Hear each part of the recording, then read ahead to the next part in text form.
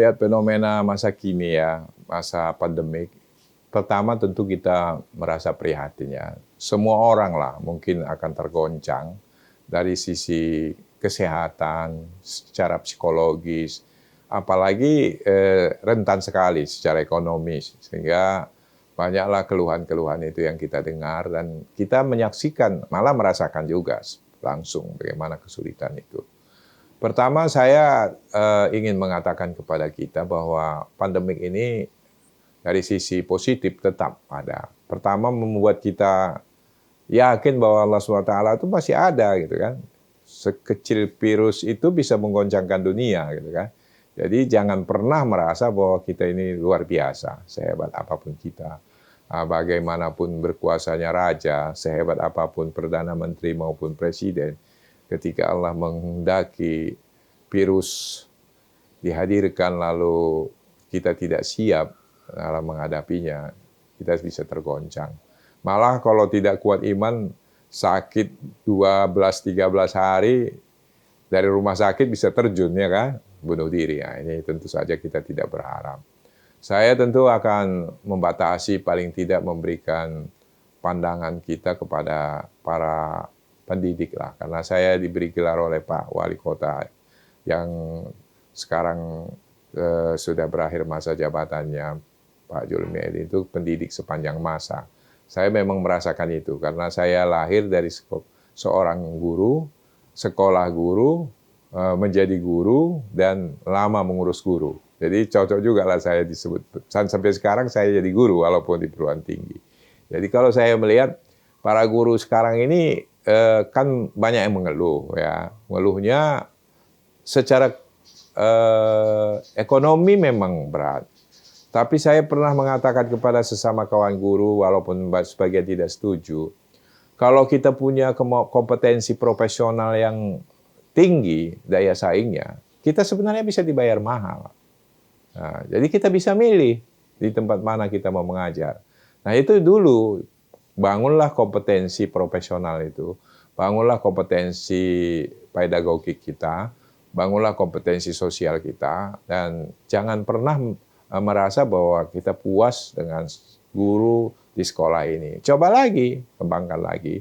Itu yang menurut saya perlu dipahami oleh guru. Guru honor sekarang ini memang masih prihatin lah. Ada yang gajinya 300.000, 400.000, 500.000. Apalagi sekarang ini mengajar butuh fasilitas tambahan, walaupun mungkin transportnya juga harus keluar karena dia harus ke sekolah.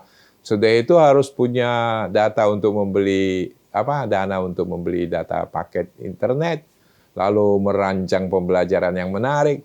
Tentu membutuhkan energi lebih ini guru-guru honor ini. Pemerintah haruslah dan macamnya menteri kita yang sekarang ini walaupun masih banyak yang menilai tidak pada tempatnya, tapi dia sampai sekarang dipercaya oleh pemerintah, oleh presiden menjadi menteri, maka dia harus kita pertimbangkan apa yang disampaikannya. Jadi kepada guru-guru honor tentu akan diberi subsidi dengan membeli paket data. Kalau ada istilah guru kunjung, ya itu juga satu pilihan. Sehingga guru kita ini bisa mencerdaskan anak-anak di dalam masa pandemi ini dengan tetap memperhatikan protokol kesehatan itu. Jangan mau memberikan pendidikan yang baik tapi kesehatan terancam. Jadi menurut saya apa yang saya sampaikan pada awal dan sampai akhir ini boleh kita simpulkan paling tidak pertama hidup ini adalah pengabdian dan perjuangan. Pengabdian itu karena kita hamba Allah SWT. Perjuangan karena kita hidup di dunia dan akan berakhir nanti menuju akhirat. Jadi hidup ini adalah pengabdian dan perjuangan.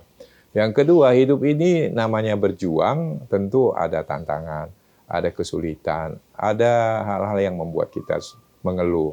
Tapi ada semua pasangannya. Di balik kesulitan ada kemudahan. Di balik kesusahan ada kebahagiaan. Di balik kegagalan akan muncul keberhasilan. Yang penting kita fokus dan pastikan bahwa kita tidak boleh mengeluh terus-menerus tanpa mencari solusi. Yang terakhir, masa pandemi ini adalah masa ujian bagi kita semua, bagi masyarakat dunia.